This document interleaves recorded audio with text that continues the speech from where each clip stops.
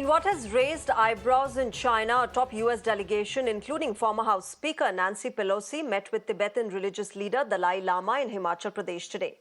The visit comes in the wake of the US House of Representatives voting 391 to 26 last week on the promoting a resolution to the Tibet-China Dispute Act.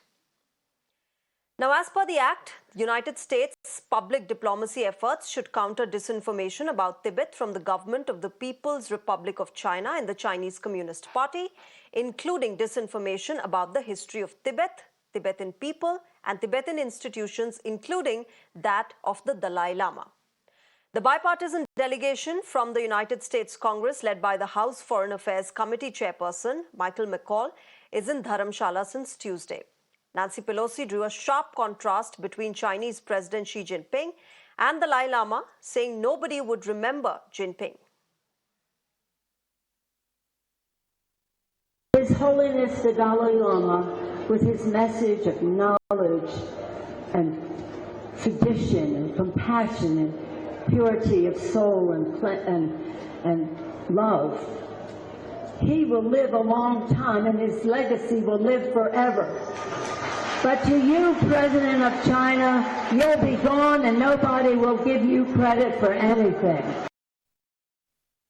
Now, reacting to the visit, Chinese Foreign Ministry spokesperson Lin Jian said, and I quote, "We urge the US side to fully recognize the anti-China separatist nature of the Dalai Group, honor the commitments the US has made to China on issues related to Xinjiang, have no contact with the Dalai Group in any form, and stop sending the wrong signal to the world," unquote.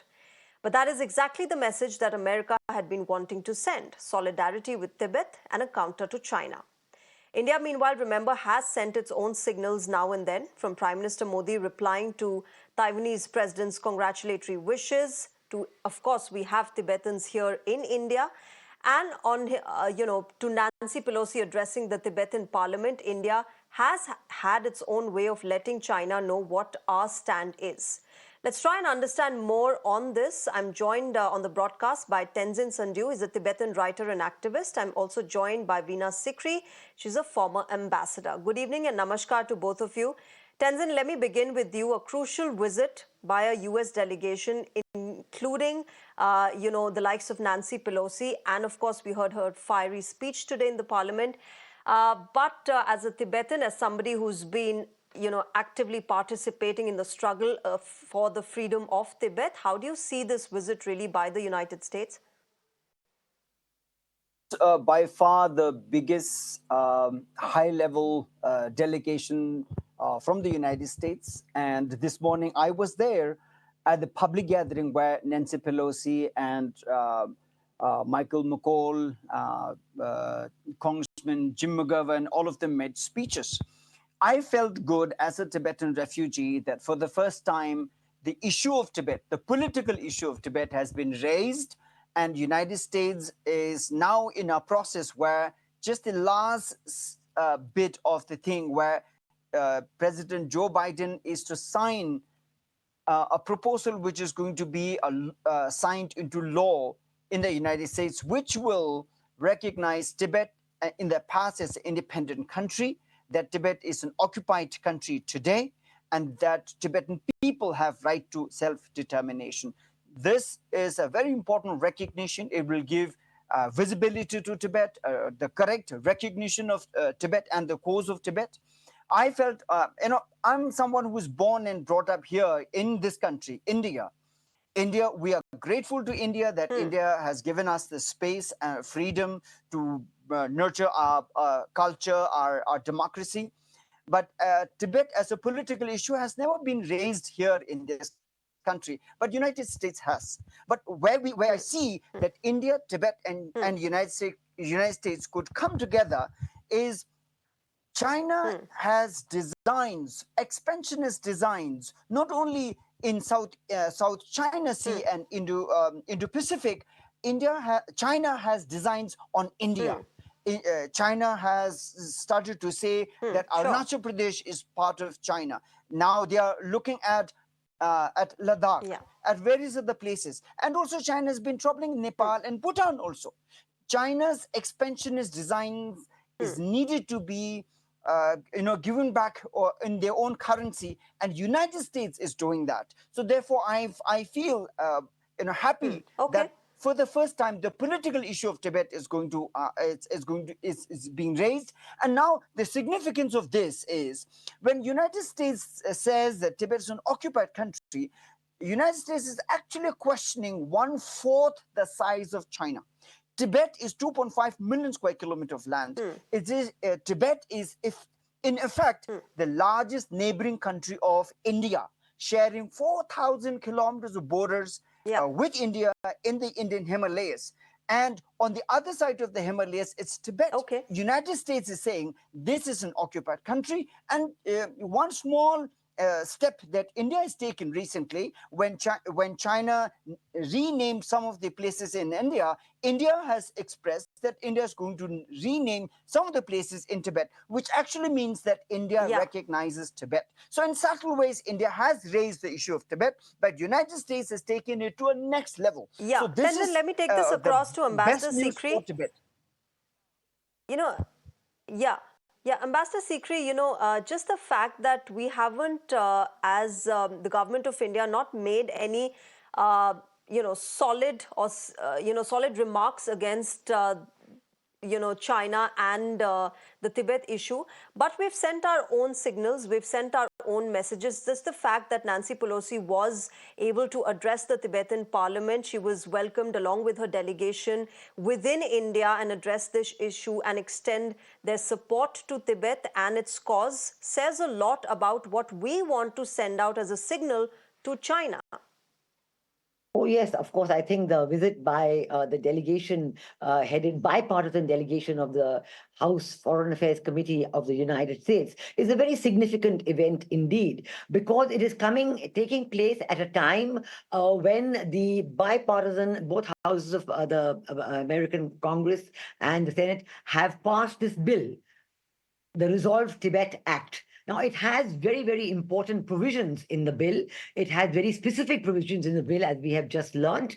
And we know that this will have a definite impact on US policy towards China. Once this bill is signed into law by President Biden, and this is expected to take place about 2 weeks from now, it calls for a specific discussion between Tibet representatives and Chinese government representatives on the future of Tibet, on the kind of autonomy Tibet should have, on the kind of relationship, and it recognizes what the size of Tibet, the dimensions of Tibet, what it is, where it is. It's a very specific bill.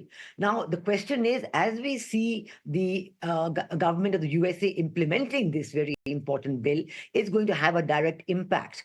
There will probably be a special coordinator for Tibet appointed by the American government. This special coordinator will coordinate with different countries of the world, and certainly I'm sure India will be one of them, where there will be exchange of views, discussions on the situation in Tibet, on what has happened, on the future, what will happen after the Dalai Lama, the reincarnation of the Dalai Lama. All these aspects are mentioned in the bill, and it's a very, very important aspect. I think the word self-determination, whether it is used specifically or not, I've not read the whole bill yet, but this is a very important aspect. And India, as you've said quite rightly, we have a border with Tibet. India does not have a border with China. India has a border with Tibet.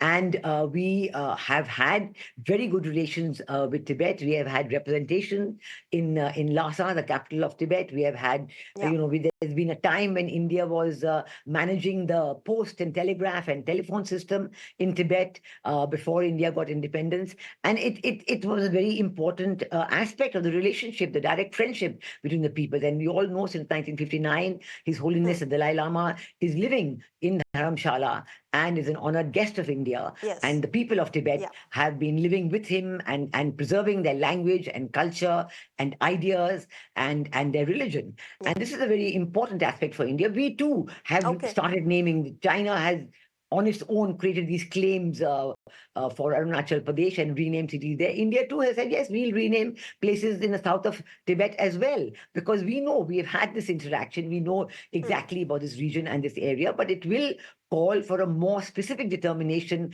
after this dialogue starts and once this Resolve Tibet Act becomes is passed into law.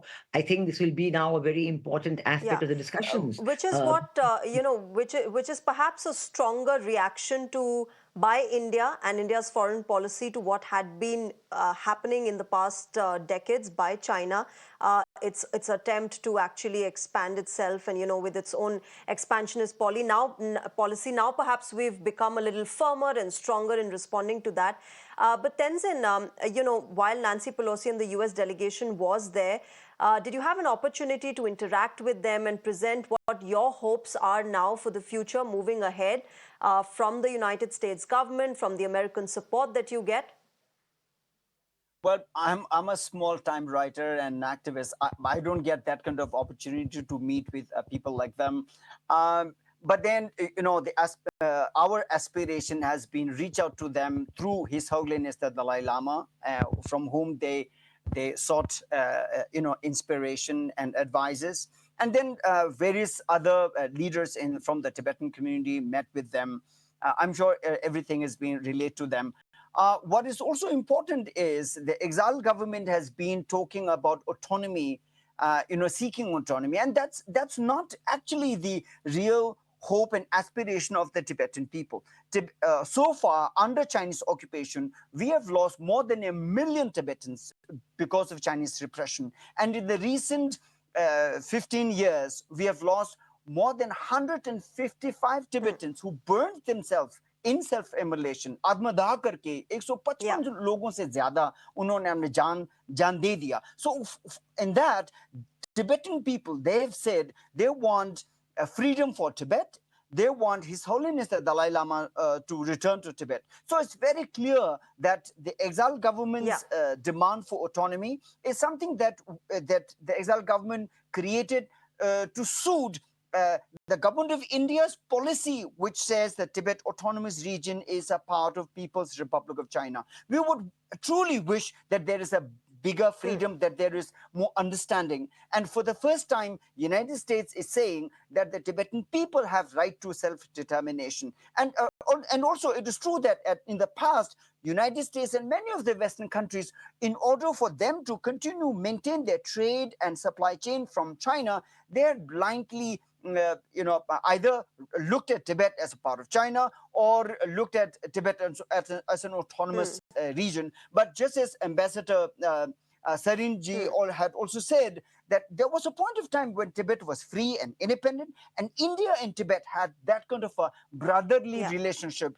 In all over the Himalayas, we had only 60 policemen maintaining the border, which was like 4,000 kilometers of borders. So this is one dream that Tibet and India can dream to be the neighboring country. And for the first time, this document, this law that the United States is signing, gives India the opportunity to work with the United States, Canada, and many of other countries in coalition and really push China to accept the reality that China has occupied Tibet, and that's how China reached Indian border. And before that, there was no China border. So therefore, real language, as we say, Indo-Tibetan border police, it actually shows that there was Tibet border, and this truly is going to be the future. And India and Tibet are going to be the neighboring countries in future.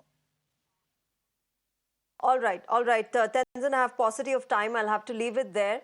But thank you very much to both of you, Tenzin and Ambassador Sikri, for joining us tonight and sharing your perspectives. Hopefully, the message will be sent right across by not just United States, but countries across the world who come out and speak up for your cause, Tenzin. Thank you very much to both of you for joining us tonight. All right, viewers, let's shift our focus now.